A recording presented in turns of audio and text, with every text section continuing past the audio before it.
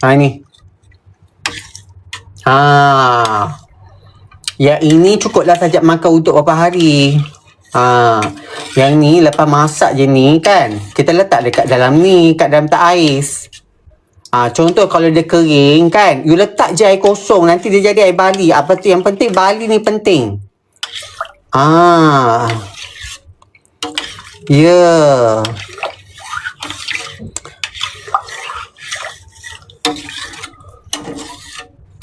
Nampak tu. Air bali ni memang memberi sis. Love sangat air bali.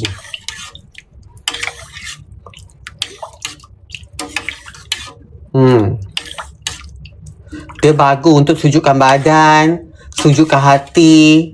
Kan, kalau bini marah kan, bini bagi minum air bali. Kalau boleh tambah lemon sikit, lagi bagus. Dia antioksidan yang. Ini untuk awet muda. Korang rajin-rajin lah minum air bali kosong. Jangan letak gula. Jangan letak madu ke apa kenyuk. Sebenarnya, madu kalau kau ambil terlebih banyak pun, dia akan jadikan badan tu jadi berat. Faham tak? Dia manis. Jangan tambah-tambah apa. Kosong je kau buat. Kau jangan tambah. Boleh tambah madu. Boleh. Lama-lama kau tambah madu. Lama-lama bermadu kau. Kau jangan makan madu sangat. Madu lama-lama kau bermadu baru tahu. Ingat tu, jangan makan lama-lama banyak sangat madu. Silap-silap kau bermadu nanti kan. Kau nak bermadu ke? Nak ke bermadu? Tambah kurma boleh ke? Jangan. Itu semua yang benda-benda manis. Jangan tambah-tambah kurma. Kalau bab-bab tu nak tambah kurma. Sebenarnya korang ni memang nak suka kan? Suka makan yang manis kan? Cakap je lah kau memang tekak kau tu nak ada manis. Jangan letak apa-apa. Jangan letak apa-apa. Ni saja ajar. Macam ni. Tengok ni. Tengok ni. Saja ajar macam ni kan? Okey. Ni. Ambil ni. Tak api. Dekat ni. Ni. Okey.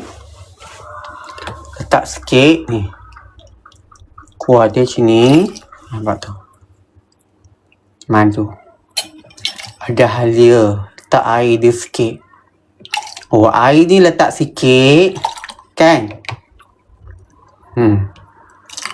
Macam tu. Lepas tu kau tambah je air kosong Ni kau tambah je air ni. Saya mak tambah. Tunggu saja jap.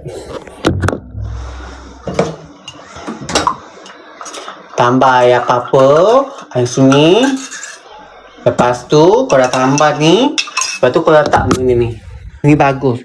Ini bagus. Kau benda-benda macam ni kau kena ambil perhatian tau. Jangan nanti orang lain dah lawa, kau masih lagi macam tu. Orang lain nak lawa ni. Kau nak raya takkan muka kau masih sebek.